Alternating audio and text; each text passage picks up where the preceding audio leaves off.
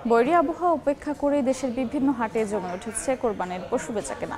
ছোট মাঝারি আকারের গরুর চাহিদাই বেশি। এই মুহূর্তে খুলনার ফুলতলা পশুর হাটে আছেন রিপোর্টার বেল্লাল হোসেন সজল। সরাসরি যাচ্ছে তার কাছে।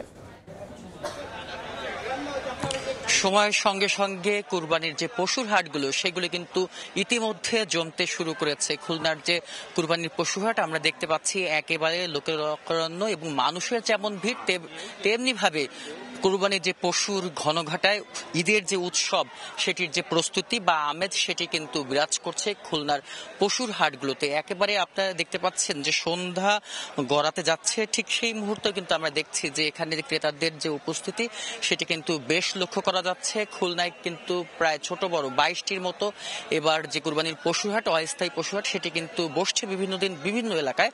আজ কিন্তু খুলনার ফুলতলা উপজেলায় এই হাটটি রয়েছে। ফলে শহর থেকে বিভিন্ন পার্শ্ববর্তী উপজেলা যেগুলো রয়েছে সেখান থেকেও পার্শ্ববর্তী জেলা থেকেও যারা ব্যাপারী রয়েছেন এবং ক্রেতারা রয়েছেন তারা কিন্তু এই হাটটিতে ভিড় করছেন এবং একেবারে দর কষাকষি করে তাদের যে পছন্দের গরুটি সেটি কিন্তু কেনার চেষ্টা করছেন। শুধু গরু না, এই পার্শ্ববর্তী কিন্তু পাশে কিন্তু আমরা দেখতে পাচ্ছি ছাগল আছে, ভেড়া আছে।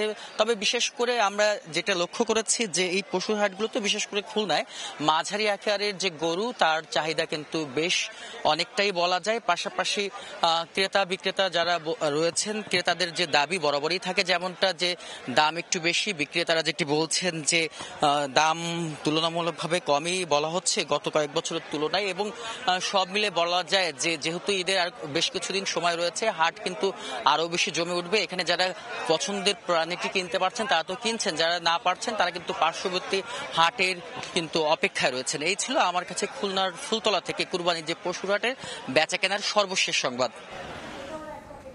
কোরবানির পশুর হাটের খবর জানছিলাম খুলনা থেকে।